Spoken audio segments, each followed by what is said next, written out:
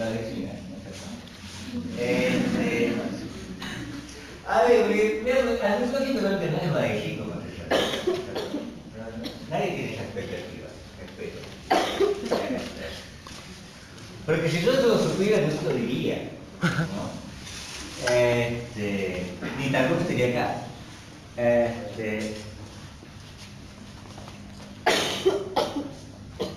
Y la otra definición nos está hablando del proceso colectivo. ¿No es cierto? Esta definición nos habla de un tipo de acción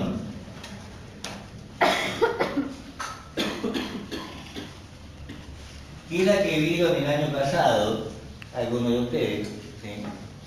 Cuando vieron Weber. ¿Sí? Esto que Weber llamaba la acción racional de una relojía, que la teoría económica llama acción economizadora. ¿Entiendes? Y la segunda definición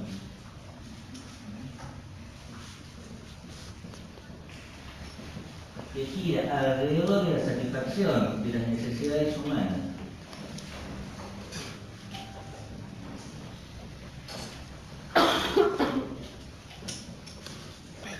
a través de la provisión de bienes. No está hablando de acciones, está hablando de instituciones y procesos.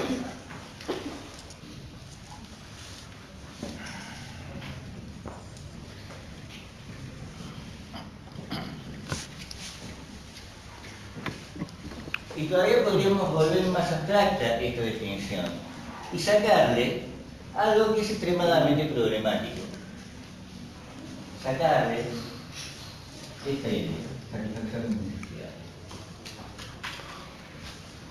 Y veríamos únicamente como elemento de la economía la provisión de bienes materiales para los colectivos humanos. ¿Me entienden? Que no sabemos si satisfacen las necesidades humanas, no podemos prejuzgar eso, porque en realidad es poco claro lo que son las necesidades humanas.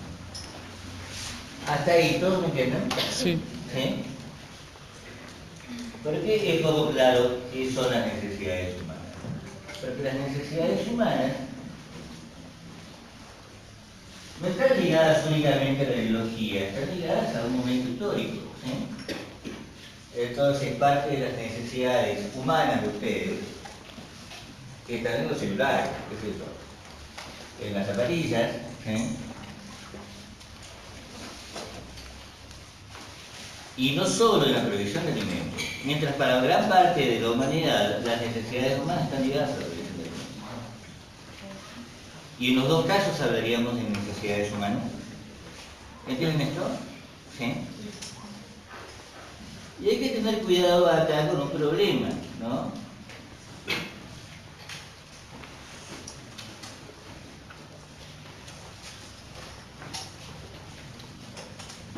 Es que cuando hablamos de necesidades humanas, un celular parece superfluo, ¿no es cierto? Sí. Entonces inmediatamente empezamos a hablar de necesidades superfluas, necesidades ilusorias, ¿sí? Y empezamos a moralizar acerca de los procesos económicos en vez de estudiarlos. ¿Me entienden? ¿Sí? No se trata de estudiar los procesos económicos, se trata de estudiar la provisión de bienes a partir de instituciones, ¿sí? Y procesos productivos. No se trata de moralizar, ¿sí? Y decir sus necesidades, las de ustedes, son más o menos auténticas, más o menos superfluas. ¿Me entienden esto? ¿Sí?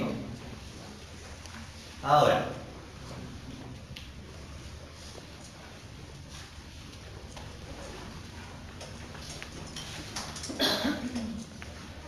debemos, una cosita más, este año al menos, hacer esto. ¿Sí? Estudiar esto, ¿sí? Esta primera definición a través de la segunda definición. Porque si no entendemos esta primera definición y cuáles son, cómo es que ha surgido, cómo es que se ha vuelto tan poderosa, ¿sí? como para que regule gobiernos y mundo, ¿sí? No tendríamos nada del presente.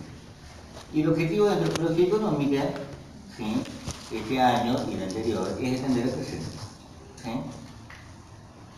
Y ahora sí me vas a preguntar algo. Sí, con la definición que propuso Marx de la producción de experiencia a través de la producción de materiales de energía, había dicho que era de carácter más colectivo o como. Esta definición que se refiere a la escasez es una definición que hace referencia a la acción. Si ustedes van si ustedes estudian en la facultad de al lado, en la facultad de enfrente, van a ver que el primer punto es acerca de la acción humana. Sí. ¿Sí? Acción que es realizada por individuos. ¿Me entienden? Vamos a ver que esta acción es una acción individual que construye un sujeto que se llama sujeto maximizador. ¿Sí? ¿Qué es este sujeto que busca este óptimo? En donde obtiene la satisfacción máxima de todos los objetivos que pretendía con los pocos o muchos recursos que posee. ¿Me entienden? Mientras esta definición va a pertenecer a una corriente en economía a la que estuvo ligada, a la que está ligada a la antropología económica, que se llama institucionalismo.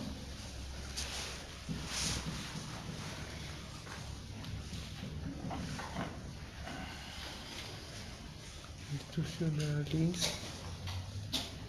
¿Me entienden? Desde así entonces, entender el presente. ¿Sí? Y acá tenemos sí un problema. ¿Cuántos años tienen ustedes? ¿Cuántos años tienen? 19. O sea que me separan de ustedes De algunos. 30 años. Lo que significa que mi presente no es el presente de ustedes.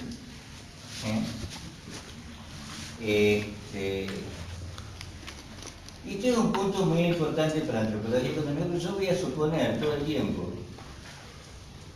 no puedo evitarlo. Y entonces les diré, ustedes se acordarán, ¿no?, de la caída del muro de Berlín, no habían nacido, ¿no? Se acordarán de la perestroika, no habían nacido, se acordarán de el pacto de San José de Costa Rica, no habían nacido, etcétera, ¿no? Lo que siempre genera un problema, así que yo voy a definir lo que voy a entender como presente. ¿Sí? Lo que voy a entender como presente es la configuración del mundo a partir de un proceso que surge, que se conforma cuando yo era chiquito, ¿sí?, a mediados de la década del 70. ¿Sí? En función de ese proceso, ¿sí?, mi experiencia infantil y la experiencia de ustedes han tenido una ruptura. ¿Sí? Mi experiencia infantil era la del sindicato, ¿sí?, la del Estado, ¿sí?, y la que diferenciaba completamente, ¿no?, políticos y empresarios, ¿sí? Y no se podía mezclar, ¿no?, porque se consideraba que un empresario, como un trabajador, tenía intereses sectoriales, ¿sí?, Sí. que lo eliminaban a ambos de las funciones representativas. ¿Me entienden esto? Ni políticos, ni empresarios, ni líderes sindicales podían ser representantes. ¿Me entienden? Porque cada uno de ellos, ¿sí?, representaba los intereses de su sector. Y se consideraba que esos sectores estaban en lucha. ¿Sí? Y esa lucha era insoluble, ¿no es cierto? Hablábamos todo el tiempo de lucha de clases, ¿sí? Y como máximo de empate, ¿no es cierto? Esa no es la experiencia de ustedes. ¿Me entienden? ¿Entienden esto, no? Ustedes no se sorprenden de que políticos y empresarios sean lo mismo.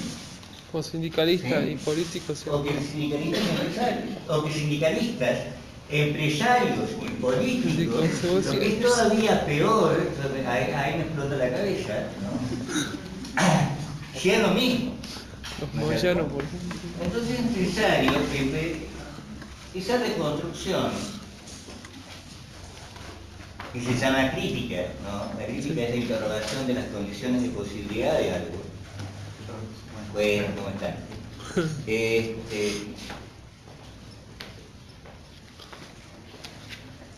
Y esa tiene que ver con un proceso, ¿sí?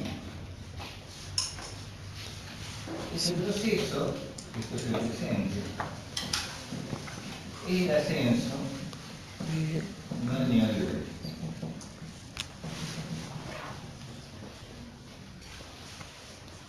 Y acá, Disculpa. perdón, voy a aclarar de vuelta. Neoliberalismo no es un insulto. Nuevamente no voy a moralizar sobre la teoría económica. Neoliberalismo, ¿sí? Es una nueva formulación de una serie de ideas que ya estaban en el ¿sí? Y que supone una transformación catastrófica, ¿sí? Porque fue realmente en estas décadas que yo viví y ustedes no, ocurrieron una serie de catástrofes, ¿sí? Por las cuales es el mercado el que debe regir la sociedad y no el Estado. ¿Me entienden? ¿Sí? Estado y no mercado, porque vamos a ver por qué razón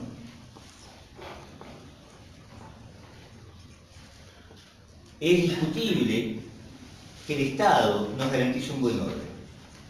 ¿Sí? ¿Me entienden esto? Un orden que podamos compartir todos nosotros. ¿Me entienden esto? Ahora ya, sí. No, quería pedirle si podría repetir la definición de crítica que dio recién, no sé si se la... Ah, crítica. Sí, por favor. Espérate. Movimiento naranja. Yo voy a sostener que vamos a hacer acá crítica. Ah, ¿dónde está? Y la crítica no es el criticón. ¿No? No le voy a permitir eso. Si ustedes van y me dicen, no, está todo mal, Macri es malo, una chapa. Como MMLPT. Podemos compartir eso, no compartir eso, pero ya está. No me interesa que te digan eso, ¿sí? Sí. No me interesa que critiquen, ¿sí? En un sentido. La crítica tiene dos sentidos, ¿sí? En ciencias sociales.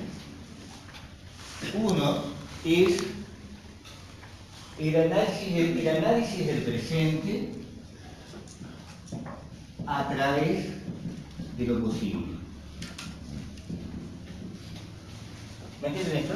Esto va a ser la perspectiva de Marx, ¿sí? De la corriente de Frankfurt, ¿sí? Entonces, lo posible es una utopía que nos sirve para medir el presente por distancia. ¿Me entienden? Sí. ¿Me entienden esto? ¿Puedo repetir? Lo posible es una utopía que nos sirve para medir el presente por distancia. ¿Sí? ¿Qué tan lejos estamos de la revolución proletaria? ¿Tengo alguien de poco? ¿No? Bueno, pero por ejemplo, la idea de la revolución proletaria es un ejemplo de posible que nos permite medir el presente. ¿Sí? Ahora, no es eso lo que vamos a hacer. ¿Sí? Acá. No me interesa fabricar utopías, ¿sí? Y venderse. Nada más alejado de mi interés que nos pongamos a discutir acerca de la deseabilidad de un gobierno socialista, del progresismo, de cualquier cosa por ahí. No hacemos eso, ¿sí? Lo que vamos a usar como crítica es el análisis del presente a través de sus condiciones de posibilidad. ¿Qué es lo que ha hecho posible el libreto? ¿Sí? Ese es lo último nivel. Para responder a esto, vamos a hacer de la historia nuestro pelotero. ¿Sí? ¿Ah? ¿Perfecto o no? Sí. Vamos a hacer de la historia nuestro pelotero porque tenemos que ver a lo largo de la historia las condiciones de posibilidad de nuestro presente. Y empezamos bien atrás, ¿no? Empezamos muy atrás. Empezamos con la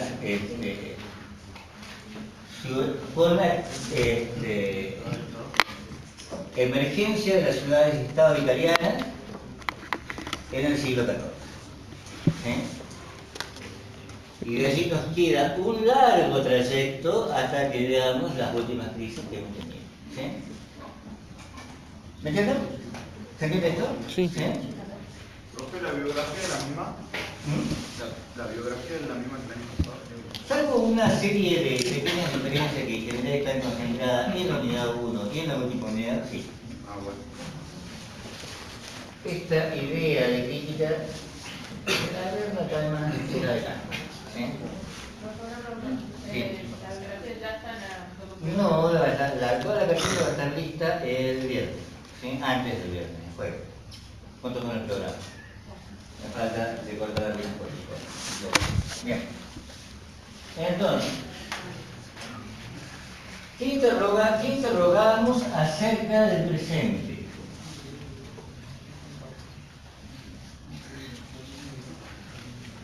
¿Qué interrogamos alrededor de la historia? Interrogamos esto que está implicado en la segunda definición que hemos visto. La segunda definición que hemos visto la podemos pensar en un término. Un espacio, ¿sí?, que provee recursos que son apropiados por las poblaciones humanas. Apropiados por las poblaciones humanas. ¿Entender? ¿Sí? Sí. Lo complicado de esta definición es que es también válida al revés. ¿Sí? Porque también podemos decir que las poblaciones humanas se constituyen, ¿sí?, reconociendo, ascribiendo utilidad, explotando y organizando la extracción de recursos. ¿Me entienden? Sí. ¿Me entienden esto? ¿Sí? Estos recursos no existen, ¿no?, si no está la sociedad, si no está la población humana para explotarlos, ¿no es cierto? ¿Me entienden esto? ¿Sí?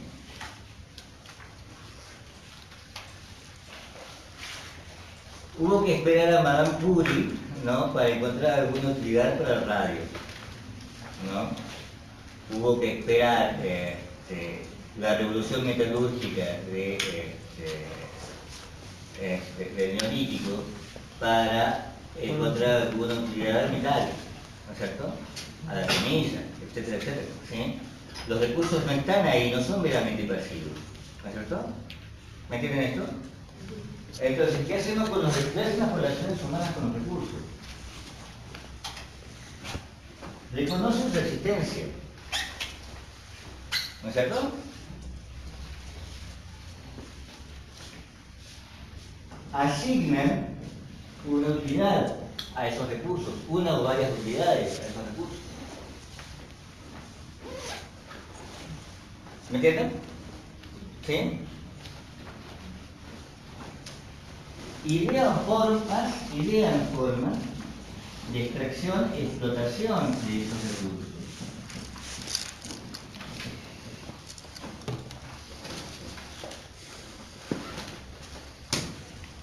¿Sí? Y finalmente esas formas de explotación llevan a organizaciones colectivas que guardan diversas relaciones, ¿no?, con la organización social. Champare.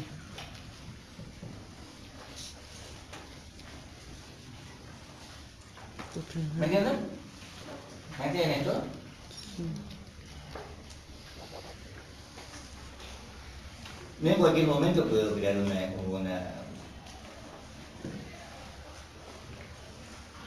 una minería de cielo abierto, ¿sí?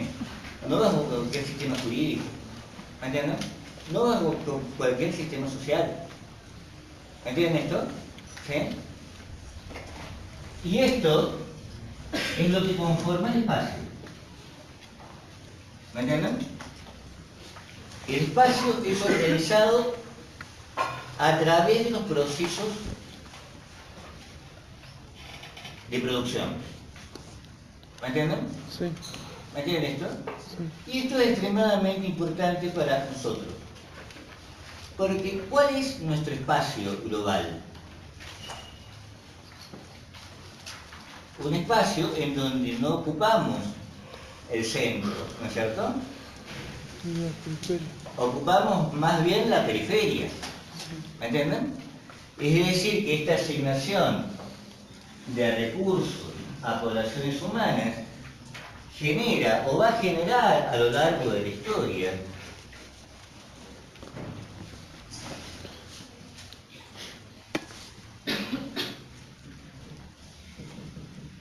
geopolítica. ¿Me entienden? ¿Me entienden este término? ¿Sí? Las relaciones de jerarquía dentro del globo. ¿Me entienden esto? A esta geopolítica nosotros le vamos a dar un nombre que es desde ahora es muy importante que se vaya familiarizando, ¿sí? A esta geopolítica nosotros la vamos a llamar sistemas mundos. ¿Cómo, profe? Sistemas mundo o economías mundo.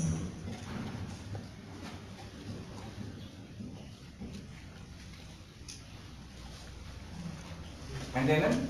No necesariamente porque ocupen todo el mundo. Tendencialmente, ¿no?, esta forma de aprovechamiento de los recursos que llamamos capitalismo va a ocupar, ¿sí?, la mayor parte del mundo, ¿sí? Ahora, no necesariamente ha sido así siempre, pero sí hemos tenido a lo largo de la historia diversas zonas económicas que cada una de las cuales ha operado como un mundo en sí mismo. ¿Me entienden? El mundo asiático en el siglo XI, ¿sí? ¿Me entienden? El mundo norafricano, ¿sí?, en el siglo XIII, sí, decime. O sea que funcionaban como sistemas cerrados, que eran... O sea que funcionaban como sistemas, no completamente cerrados, pero sí con una densidad de relaciones mayor entre ellos, mayor al interior que hacia el exterior. Así como autosustentables, se podría decir una cosa así. Sistemas de división del trabajo. ¿Me entendés? Sí. ¿Sí? ¿Me entiendes esto? Sí.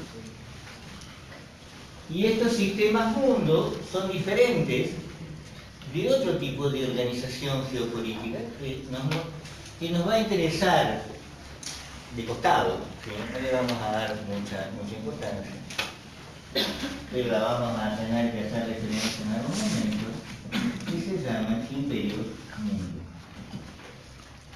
¿Sí? Porque una economía mundo, precisamente, ¿cuál es tu nombre? Cristian. Como me ayudaba a decir Cristian, define el mundo en términos de división del trabajo. Un imperio mundo lo define en términos de subordinación a una unidad central que por lo general tiene la forma de un Estado. ¿Me entienden? ¿Me entienden esto? Entonces, espacio, recursos, poblaciones, y tenemos que problematizar esto. ¿Qué significa esta relación entre espacio, recursos y población? Ahora, de pasada, también las poblaciones, tampoco las poblaciones están dadas, ¿no es cierto? Las poblaciones humanas no son meramente organismos vivos, ¿sí? Sino que se van a ser reconstruidos, ¿sí? Van a ser construidos en sus propiedades, ¿sí? Por el acceso a los recursos. ¿Me entienden esto o no? Construidos en sus propiedades por el acceso a los recursos. Sí.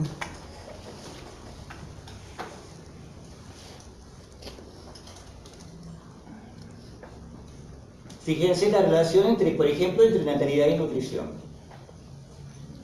¿Sí? Entre diferenciales de nutrición y diferenciales de acceso a recursos. ¿Sí? Entre diferenciales de natalidad y diferenciales alimentarios. ¿No es cierto? ¿Me entienden esto o no? ¿Por qué los sectores populares tienen más hijos que los sectores medios? ¿Cómo? ¿Por qué los sectores populares tienen más hijos que los sectores medios?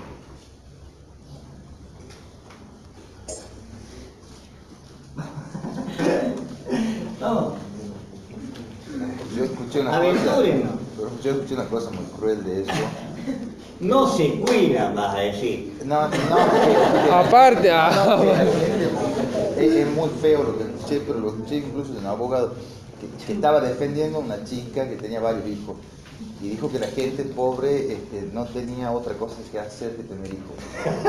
Es No, terrible. efectivamente la gente pobre no tenían tele. Y entre esas No tenían televisión. es parte de las cosas que tiene que hacer. ¿Por qué? ¿Por qué parte de la economía? Por ejemplo, por recambio. ¿Me entienden? Mortalidad, ¿sí? Sí. Crecimiento, un elevado índice de mortalidad, ¿sí? Implica, ¿sí? Un elevado índice de natalidad por un simple proceso de recambio. Ahora, veamos un caso más, ¿sí? Un caso más complicado. La relación entre... ¿De qué depende el periodo, la regularidad del periodo femenino? ¿El ciclo lunar? No. ¿Por qué chiquito verán? Chiquito de naturaleza, mira. Aparte de chiste, pero. Ya estamos. La luna Estuvo bueno.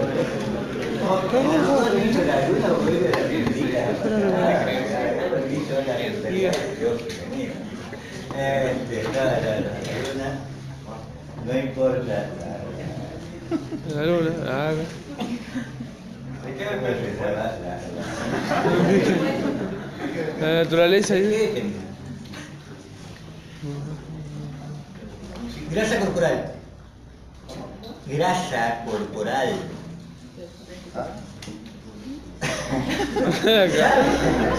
¿Sabe? Sí, verga. ¿Sabe esto?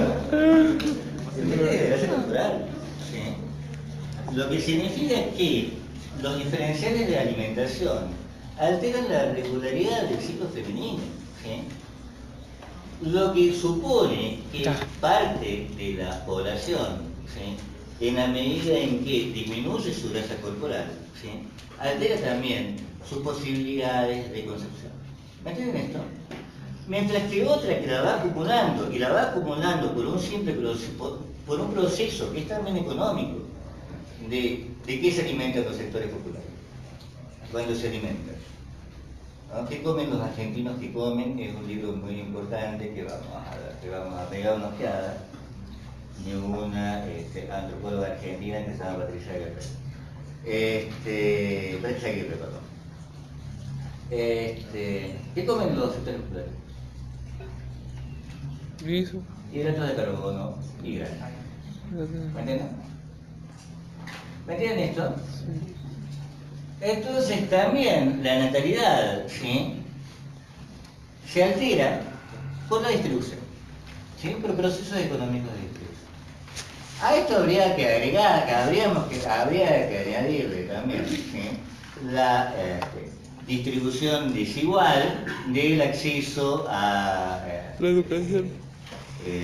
prácticas anticonceptivas, salud reproductiva, etcétera, etcétera. Aunque en Argentina Impacto no es así. mayor o menor de el catolicismo, porque ustedes vieron que para el catolicismo cada Esperme Santo, no digamos óvulo, así que con todo eso, ¿no? Qué pereza, de verdad. Nos importa este aspecto, ¿sí? Las poblaciones no son naturales, ¿sí? Sino que también los procesos económicos van a impactar en nuestras poblaciones y van a definir algo que parece tan natural, digamos, ¿no? Como la tasa de natalidad. ¿Sí? Profe, Euro. y en ese sentido, o sea, ¿de quién depende? O sea, ¿depende la intervención del Estado o de quién? Utopías no doy. Utopías no doy. No voy a dar. Después discutimos eso en café, ¿sí? O en consulta, ¿no? Para el café yo voy. Primero veamos de quién ha dependido, ¿sí?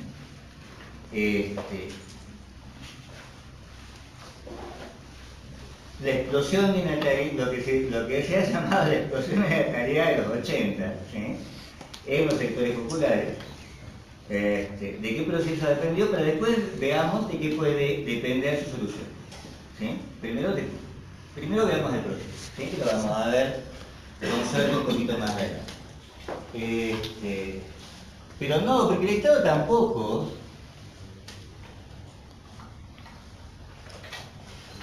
también es como la población, ¿no es cierto? El Estado no es una cosa igual a sí misma, ¿no? Que lleve en su ADN una programación de justicia, ¿no? De hecho, esto que hemos llamado neoliberalismo no es un proceso que haya ocurrido sin la acción del Estado, ¿no? Son los Estados en realidad los que han sido neoliberales y no únicamente los empresarios o el mercado o las organizaciones o los organismos multilaterales, ¿sí? También ha sido el Estado el que se ha vuelto neoliberal, ¿no es cierto? Pero como 90, 80, 90, sí. Entonces, ¿me entienden hasta acá? ¿Sí? Entonces, esto genera una geopolítica, ¿sí? Y esta geopolítica la llamamos sistema mundo. Geopolítica que tenemos que desmontar, hacerla más chiquita, ¿sí? Y la vamos a desmontar en estos términos. Definen una serie de procesos económicos.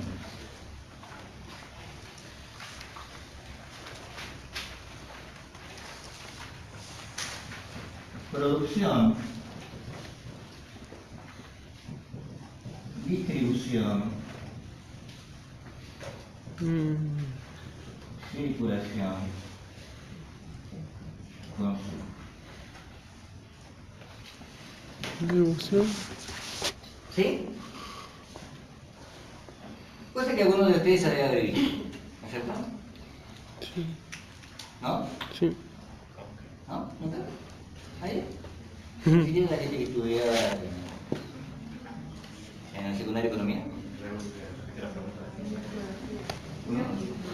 Producción, distribución, circulación, consumo, ¿qué son?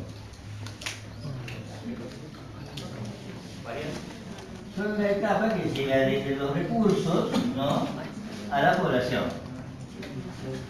¿Sí? Las diferentes etapas de un proceso material. ¿Sí? Ahora, lo que les preguntaba es si saben qué son cada uno de ellos. ¿Son variables? No, son procesos. Entonces, ¿Sí? Cada proceso está constituido, ¿sí?, cada proceso está constituido por un mecanismo, ¿no? Y esos mecanismos sí son variables, de una sociedad a otra, de un momento histórico a otro, ¿sí? Pero lo vamos a hacer así, cosa de poder después no confundirnos cuando hablamos de cosas en apariencia tan sencillas como el dinero. ¿Sí? ¿Qué es el dinero? ¿Sí? ¿A qué parte del proceso pertenece? ¿Sí? ¿Qué es una industria? ¿A qué parte del proceso pertenece? es cierto? ¿Me confirmo? Bien, entonces, la producción, una cosa interesante, ¿no? Vamos. En general, las teorías económicas no son teorías que hayan incorporado el consumo. A nosotros no nos va a quedar otra que incorporarlo, ¿sí? Porque parte de las transformaciones que tenemos que estudiar han implicado transformaciones en el consumo, ¿sí? Sí. Entonces, ¿qué es la producción? Más o menos lo que dice Marx, ¿no es cierto? Marx es el teórico de la producción, ¿sí? ¿Y qué dice Marx acerca de la producción? Los medios de producción están a mano de los burgueses. Bueno, pero ¿qué es la producción? La transformación. La apropiación de recursos. Sí, ¿Qué es la transformación de recursos? ¿Sí? ¿A través del trabajo social?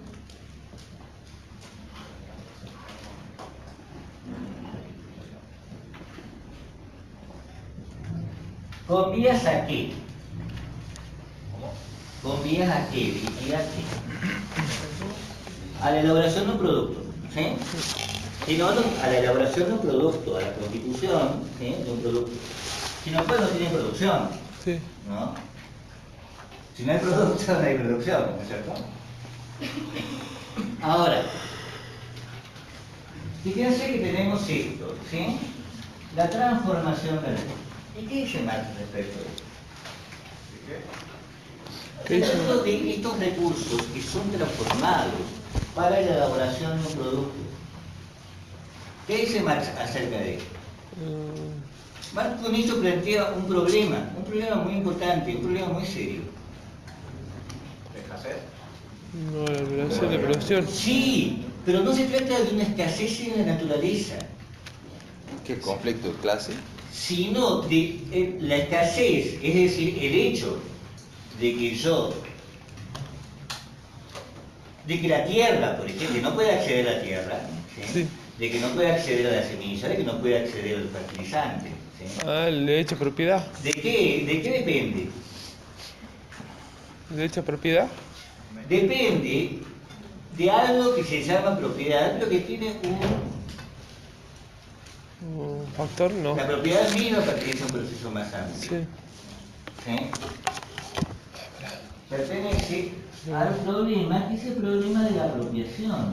La relación de propiedad. Y lo que se supone es que los recursos no están distribuidos igualitariamente, homogéneamente en el cuerpo social, ¿no es cierto? Los recursos son apropiables, ¿sí? Y debe decir que tenemos que ver acá formas de apropiación, ¿sí? ¿Ustedes me escuchan? ¿Sí? Y debe decir que tengamos que ver formas de apropiación. Para tranquilizarnos un poquito, en general, esta va a ser la única clase sin PowerPoint, ¿no? Le voy a dejar también el PowerPoint en la cartilla, y lo voy a dejar también. Va a ser una cartilla medio rara, ¿viste? ¿No? Porque además de todo, también tiene mapas, jueguitos, trivia. Profe, disculpe, tío, un anfiteatro no hay también. Lo que pasa es que esto es mentiras acá. ¿Qué cosa? Esto. Después se va achicando. Por eso yo no sé si hace mal, digo, pero yo le digo al doctor, pueden venir si quieren. Esto es una utopía. Eso lo hago mucho, tío. El año pasado, en 3 semanas, esto terminó quedando grande. ¿No? Así que, si quieren, pido algo más grande, ¿no? Ah, se puede. Puedo pedir. No es pero, utopía. la cuestión de pedir es gratis, como ustedes saben. ¿No? La cuestión es que te den otra cosa, ¿no? Si quieren, pase una hoja, ¿no? Pase una hoja ¿Ah? y adjunto esa hoja para pedir un afiliado. ¿Por qué le agarra la nota? Si quiere. Ya veo la lección, ¿no? Bueno, sigamos.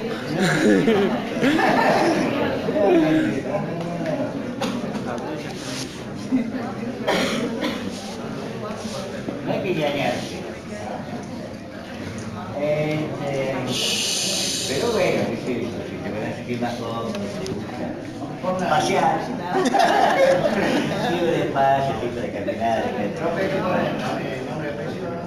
pongan el nombre de apellido y firme. Pongan el nombre de apellido, su DNI y firme. 2 semanas de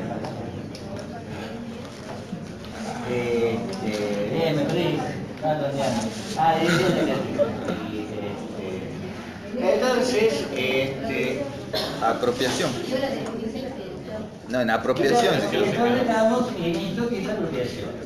Sí. Bueno, vamos. Hay un momento que vamos a ver formas de apropiación. ¿Y cuáles son las formas de apropiación? Una apropiación libre. Muy bien. Que ocurre a veces para ciertos recursos. ¿No es cierto? Sobre los que no opera, ¿qué es la propiedad para ustedes? Existen varias nociones de propiedad, varios tipos, digamos, privada. Sí, ya sé, no los tipos, sino qué es la propiedad, es decir, la noción que englobaría cualquier tipo. Para mí viene de poseer algo, digamos. Pero Poseer la ¿qué tierra, es pues. poseer algo? ¿Qué significa que ustedes posean algo? ¿O qué significa que un grupo posea algo?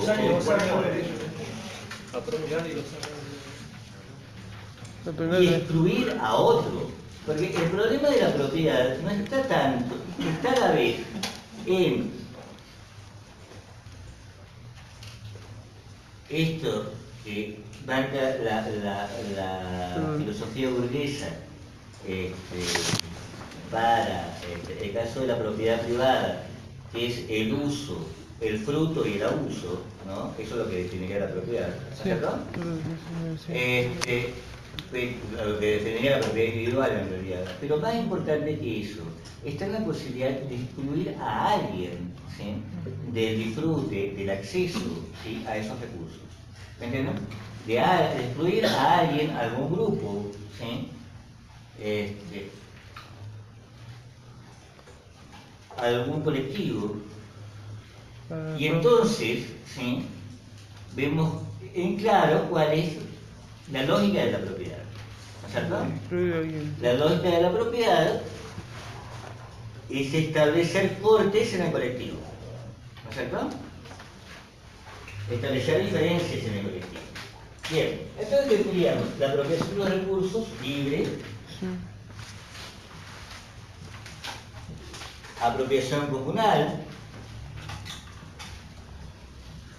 privada, ¿sí? ¿Y cuál más? Una privada y creo que no más. Además, esa. ¿No se la ocurre? Todas estas pueden ser violentas, ¿no?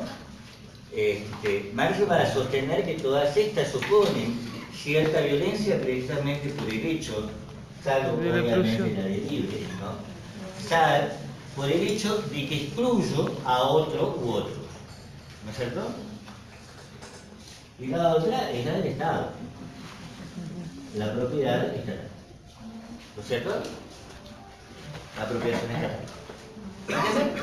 ¿Sí? Sí. Ahora, Profe, ¿todas esas propiedades surgen de la Revolución Rusa o ya viene, rusa francesa o ya viene de... todos los colectivos, por eso es importante mantener cierta perspectiva comparativa.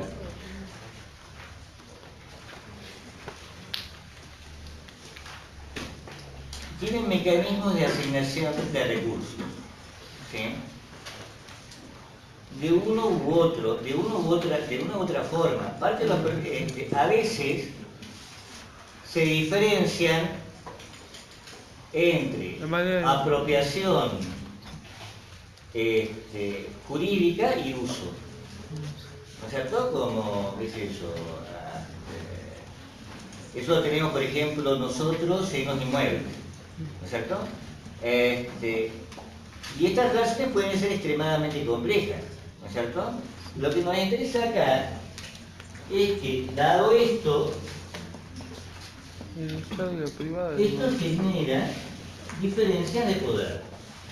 ¿Y qué es acá, en términos de producción, una diferencia de poder?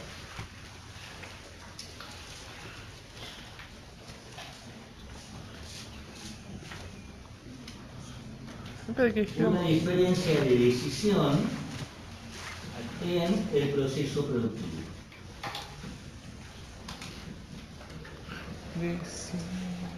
Decisión también que está abierta al interés. ¿Me entienden? Una posibilidad de incorporar el interés particular en el proceso productivo. ¿Me entienden esto? ¿Sí? ¿Me entienden este punto? ¿Sí? El que tiene el recurso es el que manda. ¿Sí? ¿Y qué significa mandar? Poder ser. Poder hacer. Poder hacer. ¿No es cierto? Porque uno de los elementos fundamentales de estos recursos, ¿cuál es? ¿Cómo? El trabajo. No, el trabajo. ¿No es cierto? Uno de los elementos fundamentales de estos recursos. Y entonces, lógicamente, este poder de decisión se vuelve poder de mando. ¿No es cierto? ¿Me entienden esto? ¿Sí?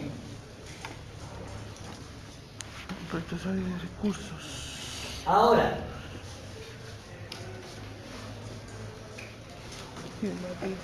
esta transformación de recursos, puesto que es social, implica cooperación. Ahora, puesto que hay apropiación de recursos, esta cooperación es inseparable de cooperación. ¿Me entienden esto? Sí. ¿Qué dijo, profe? La última parte por... Del conflicto. ¿Sí?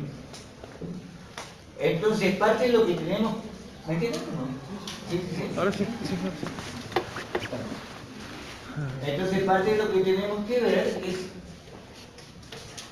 Supongamos un proceso al que le vamos a dar mucha importancia, que son los procesos de automatización en el capitalismo. ¿Sí? Hemos interrogar estos procesos de automatización no únicamente en términos de eficiencia o eficacia, sino también en términos de disposición de conocimiento. ¿Me entienden esto? Porque hacia el siglo XIX y comienzos del XX, el trabajador es un trabajador hábil. ¿Me entienden? Que exige, y ese es el elemento fundamental de la unidad sindical, en las primeras décadas del siglo XX, exige reconocimiento de su cualificación. ¿Entienden? Cualificación. Hasta tal punto, entonces te iba a decir un señor muy importante, muy interesante, ¿sí? De apellido Taylor. Taylorismo, sí. ¿Sí? El creador del Taylorismo, el creador del management empresarial, ¿sí? El management industrial. Va a decir, si queremos mandar en el proceso productivo, si el empresario quiere mandar en el proceso productivo, debe transformar al trabajador en un gorila maestrado. ¿Y cómo hago para transformar al trabajador en un gorila maestrado? Transformo. La frase de gorila maestrado no es mía, es de Taylor. No es una metáfora, no es una metáfora ni una paráfra de algo.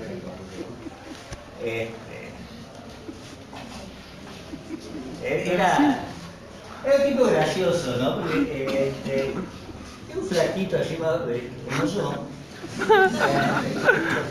Pues empresario, profe. Que le gustaban los deportes, ¿no? Y su frustración es nunca haber sido deportista, entonces genera un proceso, ¿sí? Que basado en el acto, ¿sí? Reconstituye el entrenamiento deportivo. Y eso se lo aplica a la industria. La industria, el proceso industrial es desarmado por actos. ¿Me entienden? Voy a dar una tuerca, ¿sí? Y entonces todos los trabajadores, en función de este proceso, de este primer proceso de mecanización que va a dar lugar a los primeros autómatas de la línea de montaje, ¿sí? Entonces, todos los trabajadores han dejado de ser trabajadores calificados, han pasado a ser mano de obra no calificada. ¿Me entienden? Han perdido el proceso productivo. ¿Me entienden esto? ¿Me entienden este punto? ¿Sí? Ahora, mediante el salario. ¿Cómo? Entonces, la trampa es esta, ¿no? Es una millonada, no me acuerdo la cifra, pero no, a ver. Pero es muy interesante lo que dice la señora del moto. Hemos pagado un dinero sideral, ¿no? A cambio de la subordinación al trabajador. Y nos ha salido extremadamente barato. ¿Sí? ¿Me entienden? Todo este incremento salarial de la década del 30 no. de la década del 50 está hecho bajo este mecanismo. ¿Me entienden? ¿Me entienden esto? Entonces, cooperación esconde como... Ahora, en la Argentina, por ejemplo, este proceso no va a ocurrir sin conflicto. Una de las mayores movilizaciones y paro obrero va a girar alrededor de este problema. No queremos la automatización. ¿Sí? No queremos la nieve. ¿Me entienden? ¿Sí? Claro que ahora se usa. ¿Cómo? No, digo que lo que ahora se usa mayormente en alguna... Ahora usamos otros mecanismos que también vamos a ver. Cuando pasemos nuevamente de esto al autómata electrónico, vamos a ver nuevamente esta reconfiguración de ordenar el trabajo, subordinar el trabajo. ¿Me entienden? Sí. Entonces, esta idea de Marx, de la apropiación de recursos, ¿cómo la llama Marx? Medios de producción son cualquier medio que me permite producir, ¿no es cierto? ¿Cómo llama Marx a la apropiación de recursos? ¿Puedes trabajo? No. ¿Ah? No. ¿Puedes trabajo? Vamos, de paso, ¿alguno de ustedes debe ver sociología? Repase. ¿Puedes trabajo? ¿Nada? Relaciones de producción. ¿Sí? Y esta relación, muy bien, ¿me entienden? Sí. Y en el proceso productivo finalmente vamos a tener unidades de producción.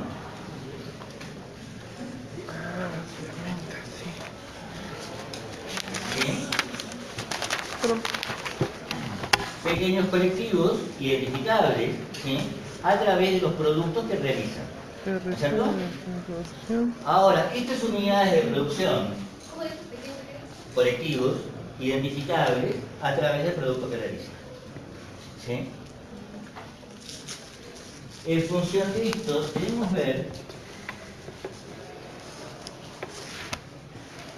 cómo se organizan estas unidades de producción. ¿Me entienden? Organización que lleva, ¿sí? Está estructurada por el proceso anterior. ¿Me entienden? Sí. ¿Me entienden esto? Y entonces acá vamos a hablar, ¿sí? De las unidades de producción fordistas, ¿sí? De las unidades de producción de las compañías holandesas, de las unidades de producción de las plantaciones esclavistas. ¿Me entienden?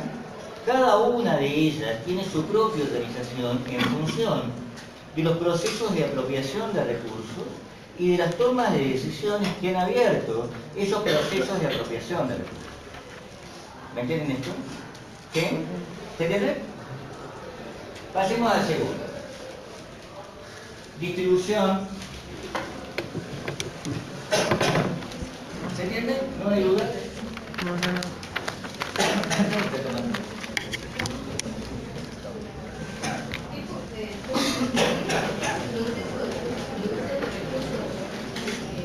No, proceso de producción, proceso de apropiación de la agricultura.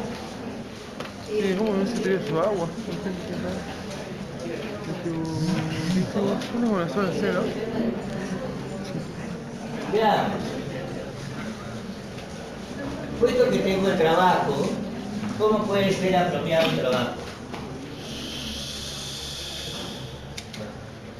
¿Por la fuerza de producción?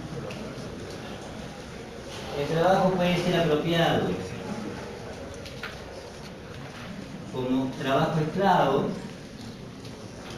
como renta, Como peón, no como como impuesto, Ah, hijo.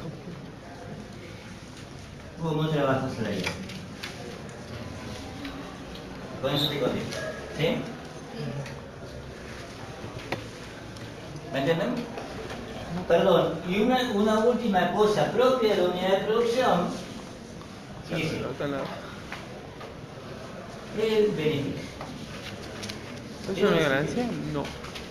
¿Sí? ¿De dónde surge el beneficio de un proceso productivo? Es la pregunta básica de Marx, ¿cómo es posible el beneficio? ¿No es cierto? Sí. ¿Cómo era posible el beneficio para Marx? A través de la plusvalía. Ahora, si Marx decía, el beneficio es a través de la plusvalía, no ha cambiado nada en la extracción de plusvalía desde la gran industria de Marx, ¿sí? Esta enorme industria manchesteriana, ¿sí? Hasta el presente. La fábrica automatizada contemporánea, ¿sí? A la que ustedes deben sus celulares y zapatillas, tiene el mismo mecanismo de extracción de plusvalía. No. Todavía seguimos extrayendo plusvalía a través del salario. ¿Sí? Es uno de los problemas que tenemos que ver. ¿Sí? Bien, vamos con la distribución. Va a estar bueno este año. Habrá algunas personas que piensan que no. Me interesa discutirla. Disculpa que me lo rompo. Bien, distribución, circulación. Dijo que sí. ¿Alguien sabe qué es? ¿Cómo? Distribución y circulación. La logística también es producto después de su producción. Un problema de asignación del producto, eso es la distribución. ¿Sí? ¿A quién es asignado? ¿Me entienden? ¿Mediante qué mecanismo? ¿Mediante qué mecanismo ustedes tienen su ropa? ¿Comprándola? Comprándola, es decir, a través de un mecanismo que es el proceso de formación de precios. ¿No es cierto? ¿Y de qué depende que ustedes tengan campera o no tengan campera? Que tengamos dinero. Tenemos plata. Dinero. Que tengan plata. ¿Y de qué depende que tengan plata? ¿Un trabajo? No de que trabajen.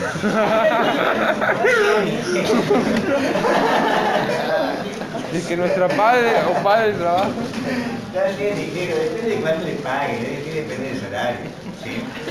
Marx ya había diferenciado el salario de la cantidad de trabajo, y eso es válido tanto para arriba como para abajo. ¿Me entienden esto? ¿Sí? Ese es un mecanismo de distribución. Ahora puede haber otros, ¿no es cierto?, que no pasen por el mercado. ¿Sí? Nosotros hemos experimentado con casi todos en Argentina, ¿no es cierto?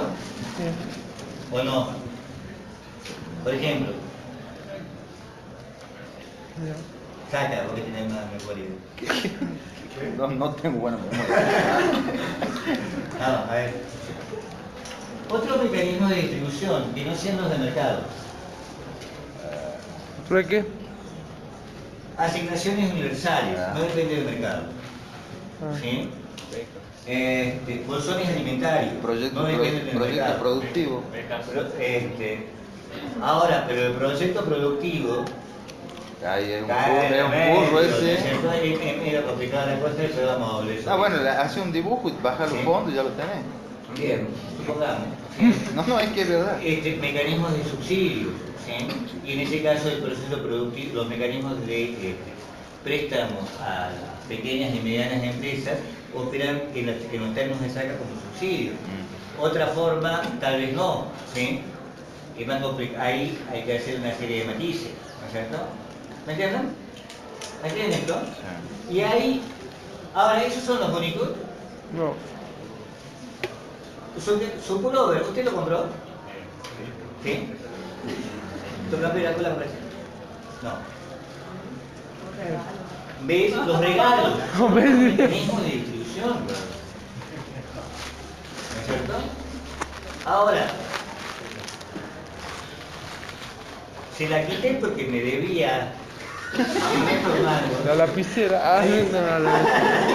Nadie, yo me he visto gracias a que todo lo que te deuda es robo.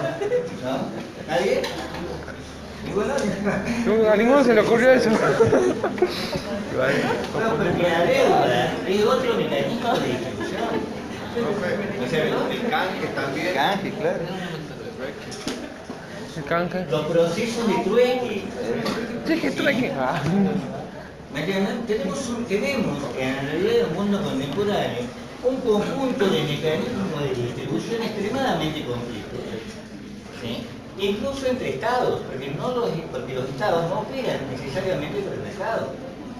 ¿Me entienden? Y hay operaciones interestatales que se aproximan más al trueque e incluso al subsidio que al mercado. ¿No es cierto? Nosotros y la boliviana. ¿Sí? ¿No es cierto? No es más trueque, ¿no? Cabe en eso. Sí. O sea que en realidad parte de nuestro gas está subsidiado por Bolivia. ¿Sí? Bolivia prácticamente nos regala el gas. ¿Sí? No nos regala, pero nos cobra, digamos, un precio por arriba de los $5. Accesible. Los acuerdos bilaterales. ¿No es cierto? ¿Me entienden esto?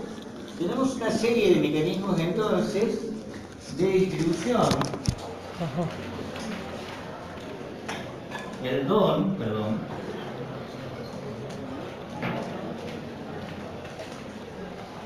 ¿Cuál era tu nombre? Verónica. El don de Verónica, ¿sí? La deuda, Canje. el intercambio, y cuando lleguemos al intercambio, la cosa se nos vuelve complicadísima, ¿sí? Porque tenemos en el intercambio dos cosas que no se llevan para nada bien entendido. El trueque, ¿sí? Y el Y compra y venta, ¿cómo se llama? el intercambio mercantil. Ajá. Ahora, hay un elemento que es importante, ¿sí? Porque la mayor parte de lo que tenemos, alguien lo compra. ¿Sí? Por más que a Verónica le hayan regalado la campera, ¿sí? Alguien le compró la campera. ¿Sí? Entonces, para nosotros el mercado tiene un peso extremadamente fuerte. ¿Qué es el mercado? ¿Qué es el mercado para ustedes? Seguimos hablando de distribución, ¿no es cierto?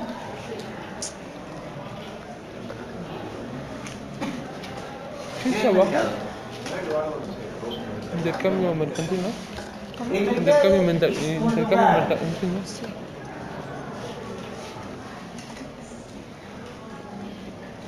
Efectivamente, durante la mayor parte de la historia, los mercados han sido lugares muy específicos, bajo fuerte control, ¿sí?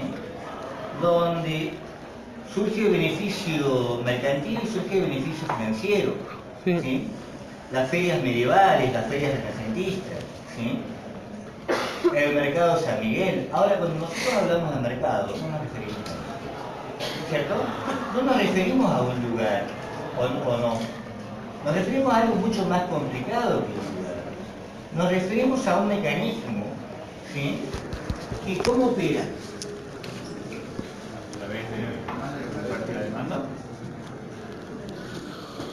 Nos referimos a un mecanismo que vamos a llamar mecanismo autorregulado. ¿Me entienden? ¿Sí? ¿Me siguen? Y este mecanismo ¿autorregulado de qué? ¿Mecanismo de qué? De formación de precios.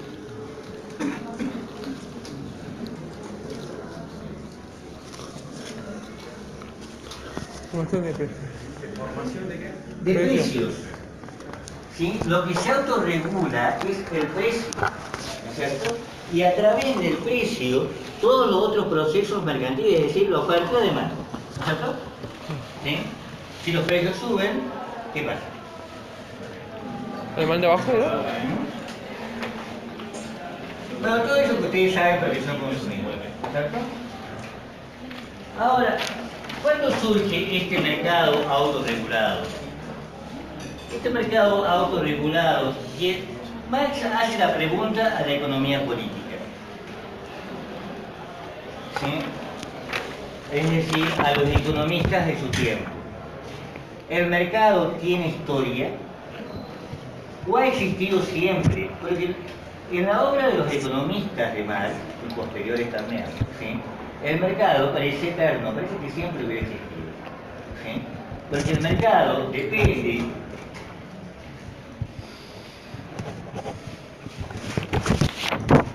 de una propensión humana, que es la propensión humana al intercambio, ¿sí? Y que Smith la va a llamar self-love, ¿sí? Que más que egoísmo es amor propio, Amor propio. ¿no? Algo así como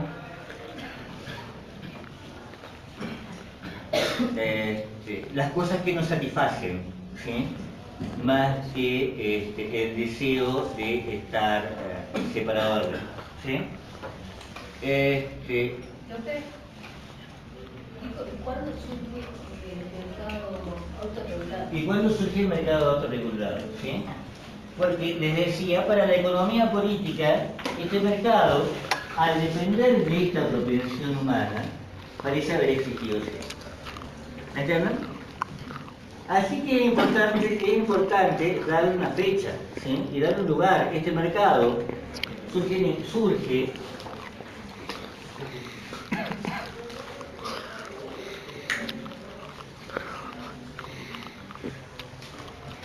en el siglo XIX, promovido por Inglaterra. ¿Sí? Dentro de un proyecto geopolítico extremadamente interesante, que es al que le vamos a dedicar toda la unidad 3. ¿Sí? Ese proyecto geopolítico es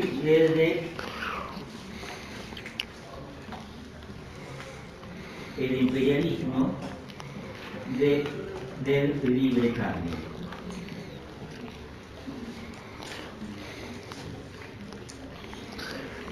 Y un proyecto catastrófico, ¿no?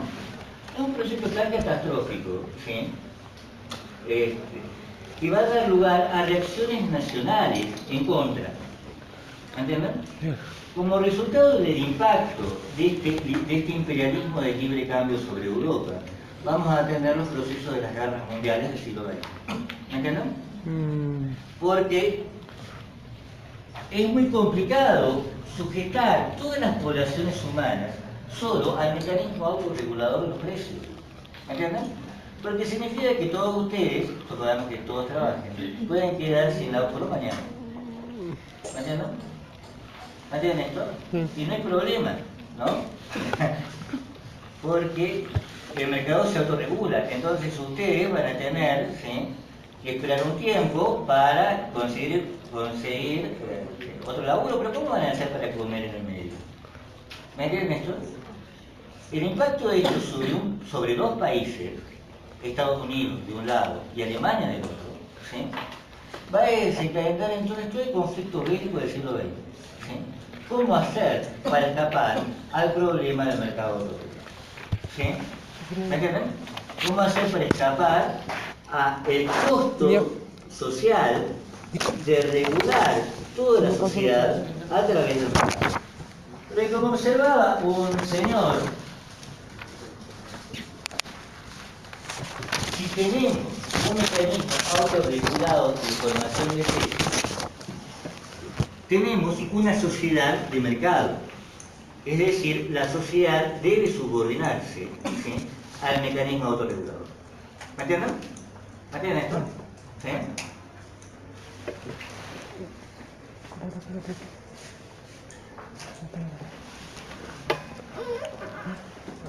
¿Qué dijo, profe? que si tenemos esto, la sociedad debe, ¿sí?, subordinarse al mecanismo autorregulador. Eso significa un mercado. ¿Me entienden? Bueno, entonces pido un anticato. Sí, parece que todos quieren. Sí, ¿Están todos de acuerdo? Bueno, seguir viniendo. Ternurita. Después volvemos acá. Pero acabo de pegar. Abrimos otra cosa. Te digo que abrimos otra cosa.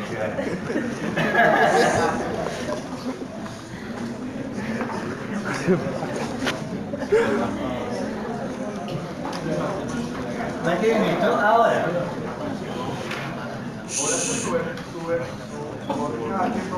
La sociedad se subordina al mercado, al mecanismo de autorregulación. ¿Me entienden lo que es un mecanismo de autorregulación? ¿No? ¿Sí o no? No.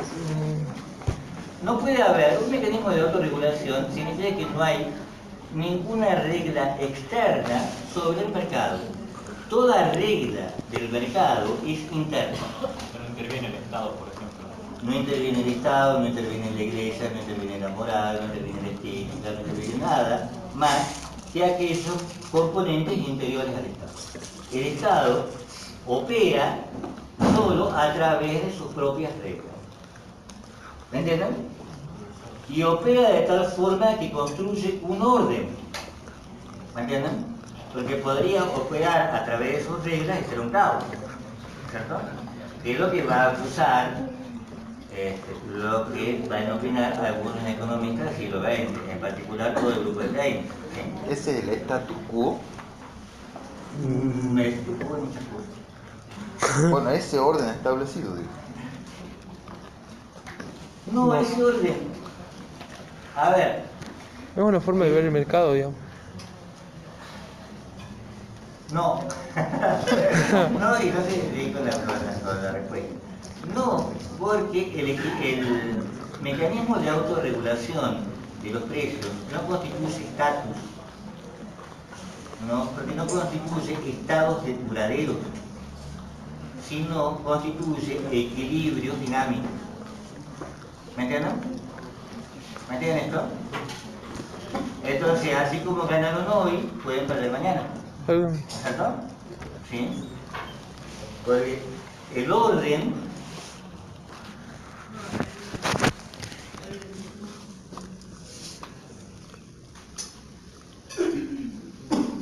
es un orden muy raro, es un orden, lo que se llama orden tendencial del conjunto.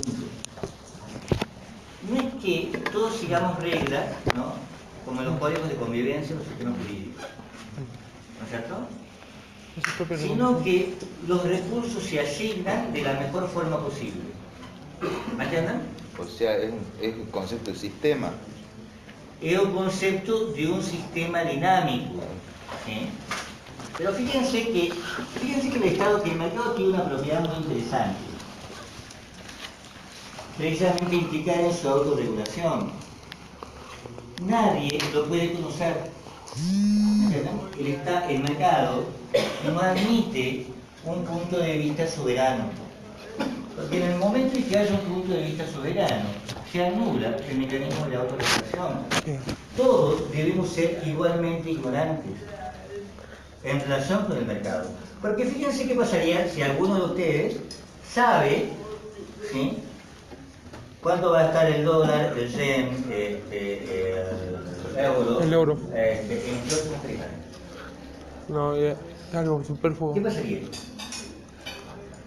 Sería una regulación. Sería una regulación, digamos, o un adelanto, digamos. ¿Cómo? Una regulación, digo. Se elimina la regulación y entra en catástrofe el propio mercado, ¿sí? Porque esa persona que sabe, ¿sí?, ese Dios, ¿sí?, Monetario, que sí. sabe el futuro, ¿sí?, elimina la competencia. ¿Me entienden? Y esto es lo otro, el punto importante que me faltaba decir. El mercado autorregulado, formador de precios, es, por supuesto, un mercado competitivo.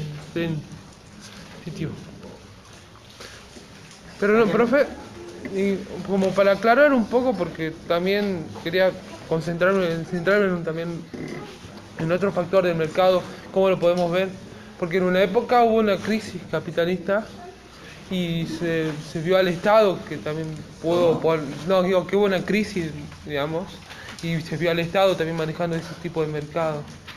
Eso también ha sido otra contraposición a lo que es el estadio de autorregulado. Mercado autorregulado.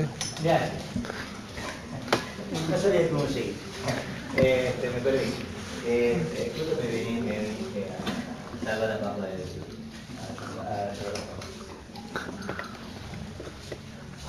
La crisis de 30. Proceso de distribución Nada. se centra en el Estado. ¿Sí? Ahora, ¿cuál es la relación entre Estado y mercado? Weber, ¿te acuerdas? ¿Te acuerdas? Sí, Decía no lo entendí muy bien, pero es muy bueno.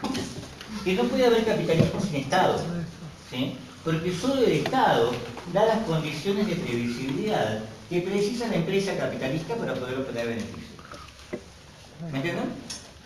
Entonces, el Estado da marcos jurídicos, por ejemplo, ¿sí? Sistemas monetarios, sistemas impositivos, que, buenos o malos, no importa, son previsibles. Y en tanto previsibles, el mercado, la empresa capitalista, puede operar dentro del mercado. ¿Entienden? Pero esto implica una presión sobre el propio Estado. ¿Me entienden? Esa presión para Weber va a ser la racionalidad. Porque no cualquier Estado puede brindar este marco previsible. Si yo tengo un monarca loco, ¿no es cierto? Tengo un Estado. Pero ese monarca loco que un día dice todo es mío, nada es tuyo. ¿Sí? Todo es tuyo, nada es mío, dice el otro día. No puedes generar ninguna previsibilidad y sin embargo tendrías un Estado, ¿no es cierto? ¿Entienden esto? Sí. Entonces, esta racionalidad es la del Estado legal burocrático. ¿Me entienden? Un Estado que elimina al monarca, un Estado sin monarca, un Estado solo gobernado por la burocracia y por la ley. ¿Me entienden? Por la burocracia y por la ley, porque el burócrata lo que lo define es atenerse a la ley. ¿No es cierto? Sí. ¿Me entienden esto? Entonces, para Weber habría un acomodo recíproco entre empresa, ¿sí? Y Estado. ¿Me entienden esto? Sí.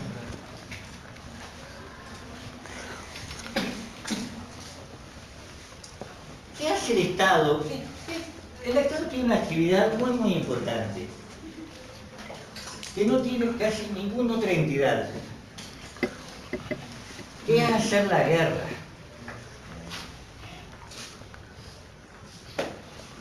Iba por otro lado, pero está bien, sí. ¿Y qué precisa el Estado para hacer la guerra? Recursos. Recursos. ¿Y de quién son los recursos? Qué ¿Entienden esto? Entonces, a través de la guerra, el Estado se liga al empresario. Doble proceso, ¿sí? De un lado, entonces, entre beneficio, porque el Estado hace la guerra para proteger a las empresas, ¿no es cierto? Esto lo vamos a ver como una constante que comienza precisamente en las ciudades del Estado italiano, ¿sí? A fines de la Edad Media, ¿sí? En donde la empresa estatal fundamental es asegurar el beneficio, ¿sí? De las industrias florentinas, ¿sí? ¿Me entienden? De los negocios mediterráneos, ¿sí? Y lo mismo va a ocurrir con Holanda, lo mismo va a ocurrir con España, lo mismo va a ocurrir con Inglaterra, lo mismo ocurrió con Estados Unidos, pero todo el mundo sabe, ¿no es cierto? El Estado, entonces, el beneficio deriva de la protección. ¿Me entienden? Tenemos que pensar el Estado como una máquina mafiosa. ¿Sí? ¿Qué es una mafia? Vende protección, ¿no es cierto? E incluso genera peligros para que la venta de la protección sea un negocio, ¿no es cierto? Al Capone tenía asesinato, sociedad anónima. Exactamente, pero tenemos que pensar algo así en el Estado, en el surgimiento del Estado. ¿Sí? Beneficio ligado a la protección, pero también beneficio ligado a la deuda. Porque lo que tiene que hacer el Estado para obtener los recursos por los cuales realiza la guerra es tomar empréstitos. ¿Me entienden? Tomar empréstitos. ¿Sí? Voy a decir que a todo lo largo desde el inicio del capitalismo tenemos esto, la relación de deuda, y con esto la génesis de esta palabra que se ha vuelto tan famosa. La génesis de la guerra. ¿Me entienden? ¿Me entienden esto? Sí. ¿Sí? Circulación. Hasta ahí con esto.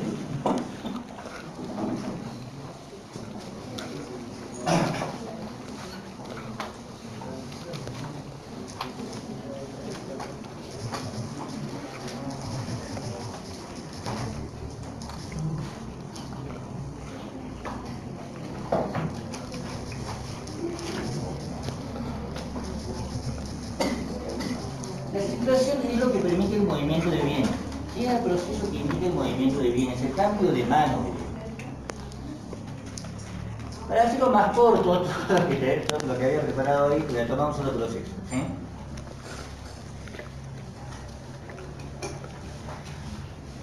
Esto es bastante más complicado, pero supongamos el dinero. ¿Sí? El dinero es un mecanismo de circulación. El mecanismo de circulación por excelencia para nosotros. ¿Qué es el dinero? ¿Sí? Y este es el problema. Y vamos a estar gran parte de nuestras discusiones van a surgir alrededor de el dinero, porque siempre que uno lee un economista, se encuentra con una paradoja. Esa paradoja, o una contradicción. La contradicción dice: no hay dinero con respaldo, en realidad, porque todo dinero es fiduciario, todo dinero, incluso el oro, deriva de la confianza. ¿Sí? ¿Entienden esto? ¿Sí? El dinero es un proceso en gran medida cultural, moral. Podemos comprar cosas, ¿no? Porque creemos, y el resto cree, en que con eso podemos comprar. Ahora, ¿qué pasa cuando dejamos de creer? Pierde el valor. Se pierde el valor y empiezan procesos hiperinflacionarios, ¿no es Se cierto? desprecia. ¿Qué? Se deprecia el dinero, se devalúa el dinero, y tenemos estos procesos que hemos llamado hiperinflación. ¿Sí? ¿No es cierto?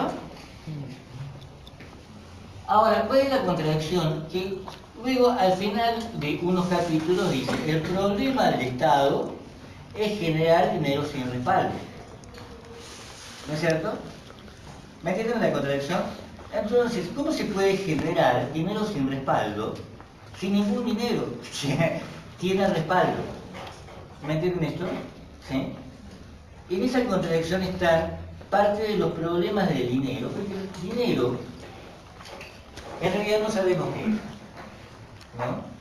Y creo que tampoco lo vamos a contestar a lo largo de este programa. ¿Sí? Vamos a decir del dinero únicamente un conjunto de funciones.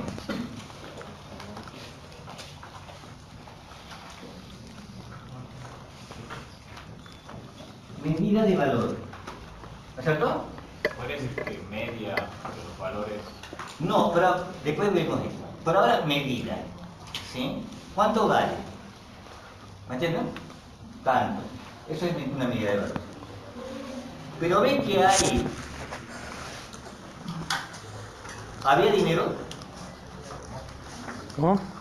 Ustedes para decir, esta campera vale 1000 pesos, ¿precisan algo de dinero? ¿No me pesos no? No. Pues lo que precisan es la campera, ¿no es cierto? Y que en el mejor de los casos están dirigidos a alguien que efectivamente tenga 1000 pesos, pero ustedes, la medida de valor, ¿sí?, es solo una expresión de la mercancía.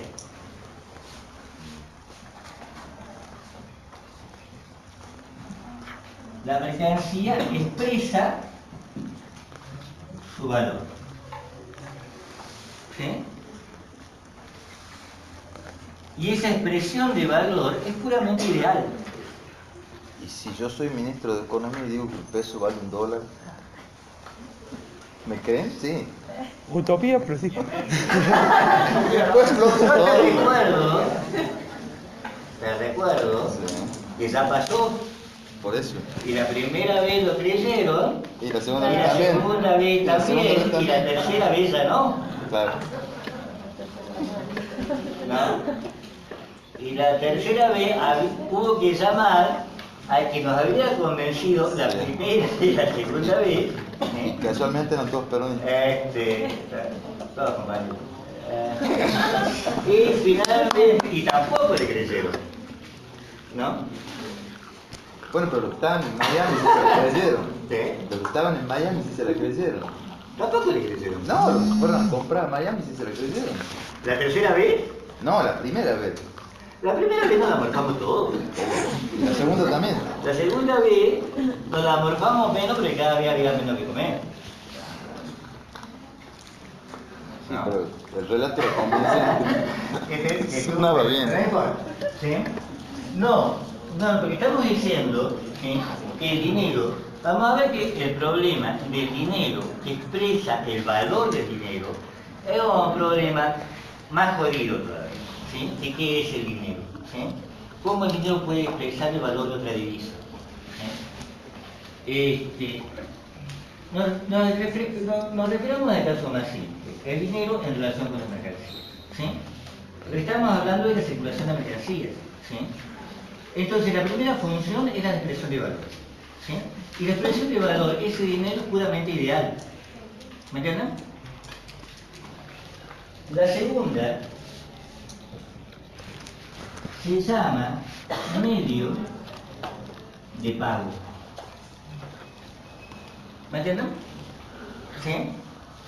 ¿Qué es esto que vos decías? El dinero es lo que media entre dos mercancías. Marx, como está de acuerdo con el compañero, lo va a poner así. Mercancía, dinero, mercancía. ¿Sí? Ese es el circuito mercantil. ¿Sí? ¿Me entienden? ¿Estamos bien? Sí. La tercera es más difícil. ¿Sí? Se llama dinero de cuenta. Aquel tenemos en el banco. ¿Sí? Me sirve para contar transacciones aunque no circule un solo peso. ¿Sí? Que es cuando nosotros, por ejemplo, expresamos nuestras exportaciones en dólares. No es que hayamos recibido esos dólares por las exportaciones. ¿Me entienden? Porque por algunas exportaciones recibimos, ¿sí?, importaciones a cambio, por mecanismos integrales. Por otras no recibimos absolutamente nada, ¿no? Porque son deudas, ¿no? Por otras más son como subsidios que nosotros damos a otros, etc. ¿Me entienden? Pero de todos modos nosotros expresamos el total de nuestras exportaciones en dólares. Eso es dinero de cuenta. ¿Me entienden? ¿Me entienden esto? ¿Cuál es la primera definición que dijo la primera versión dinero de cuenta? ¿Cuál es la primera definición que dijo sobre dinero de cuenta? Dinero que me sirve para contar un conjunto de mercancías, para estimar un conjunto de mercancías. Y la cuarta es la más complicada. Crédito. ¿Sí? El crédito. Porque también es complicado. Esto no sé si me lo van a entender. Un monetarista, ¿qué es lo que dice? Un monetarista son los ministros que tenemos ahora de hace un tiempo, ¿no? Que dicen, hay que achicar la masa monetaria. Ahora, bueno, entonces, ¿qué hace para achicar la masa monetaria? ¿Qué hicieron últimamente para achicar la masa monetaria? Un mecanismo muy sencillito, ¿no? Sacamos los billetes de 2, de 5, de 10, de 100, de 50 y los reemplazamos por billetes de 200 y 500, ¿no? La idea es bellísima, ¿no? No sé cómo Está hacer, bien, chicos, ¿no? creo. Hay menos billetes, ¿no? Ahora, ¿pero se achicó realmente la masa monetaria? Porque fíjense que parte de las transacciones se realizan con tarjeta de crédito, ¿no? Ahora, ¿qué es una tarjeta de crédito? Financiar un producto. ¿Pero qué es un financiamiento? Un financiamiento es una operación muy interesante en el tiempo. Es hacer que algo del futuro exista en el presente. ¿Me entienden? Porque eso, ¿sí?, vale como masa monetaria. Si yo compro algo en marzo que voy a pagar en julio, pero eso aparece como activo en marzo. ¿Me entienden? Así que la masa monetaria no se achicó, se agrandó. Si yo generalizo las tarjetas de crédito, no achico masa monetaria, agrando masa monetaria. ¿Me entienden? Y así con todos los otros mecanismos, ¿sí? Porque junto con los otros mecanismos de crédito, tenemos los mecanismos de crédito estatales, ¿sí?, que pagan deuda, que expresan la deuda contratada por el Estado, ¿no? Bonos de deuda, de VAT, etc. Pero todos esos, en realidad, también son mecanismos. ¿Me entienden? Entonces, el problema de todo monetarista es que no sabe cuándo comienza un proceso inflacionario. ¿Me entienden? No sabe. Es difícil para cualquiera, no digamos monetarista, para cualquier persona, para cualquier economista, para Dios, ¿no?, estimar cuál es el tamaño de la masa monetaria. Porque el dinero no es únicamente el medio de pago, sino también el mecanismo de crédito. ¿Me entienden? Ahora, fíjense que pasa una cosa muy interesante en las sociedades modernas.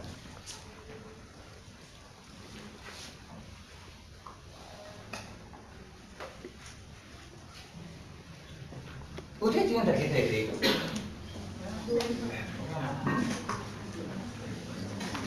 Hay una diferencia. Ustedes saben que uno de los elementos más sensibles al ingreso es la tarjeta de crédito. Hasta tal punto que, sobre todo esto se ha visto muy claramente en Estados Unidos y en Europa, se ha formado este proceso. El gueto, a ver, estoy escribiendo mal gueto. Gueto no es Gueto es con una T o con T. doble T. Gueto del efectivo. ¿Sí? Es decir, las poblaciones de sectores populares trabajadores son los únicos que manejan efectivo. ¿Me entienden?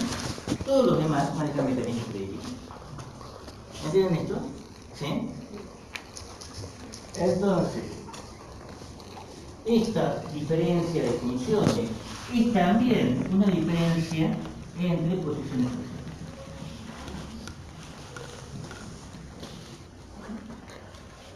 ¿Me entienden esto? La generalización de los instrumentos de crédito, porque además,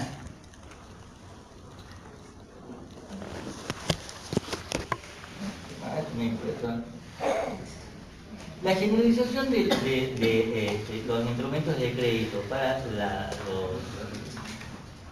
la población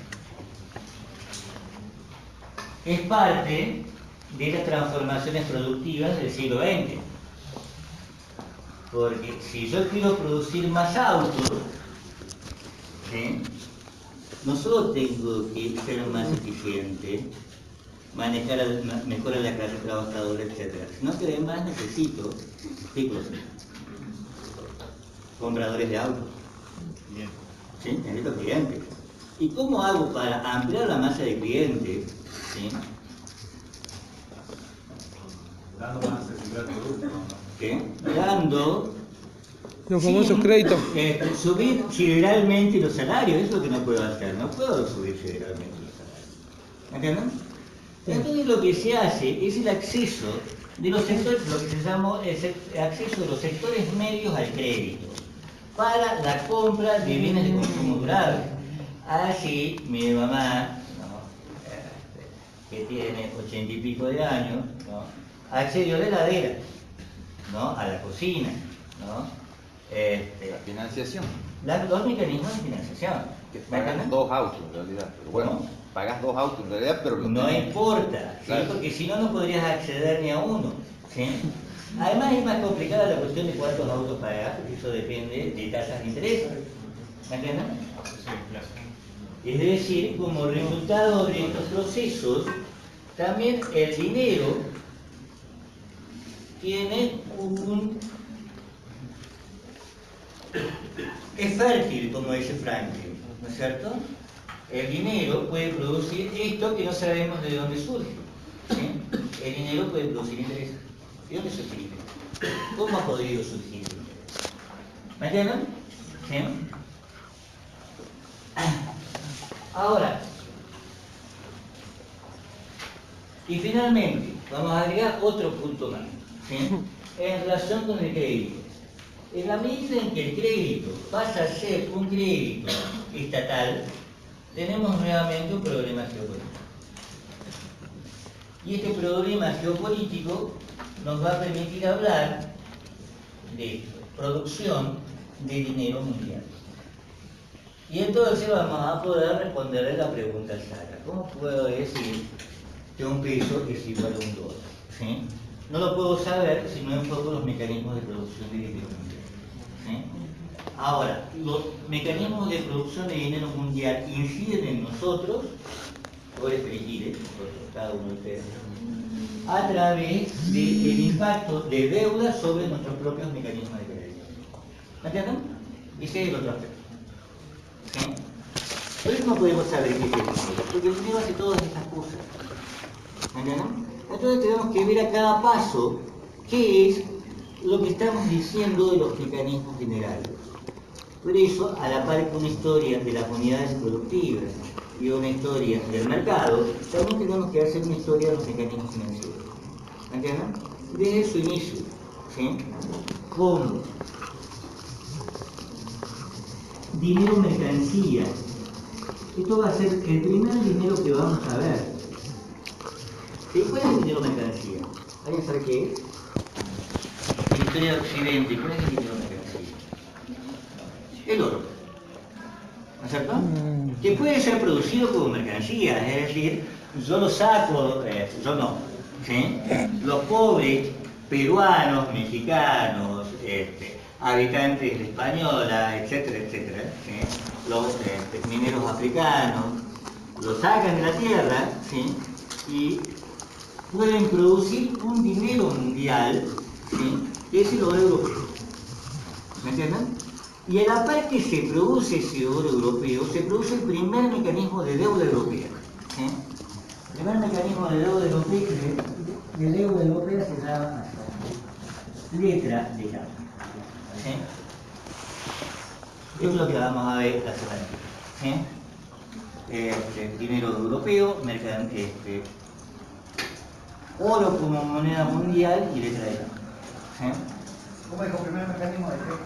Primer mecanismo de dinero mundial. ¿Sí? El oro europeo.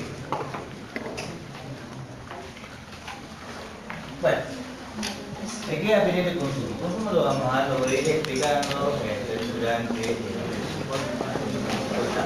Ya está.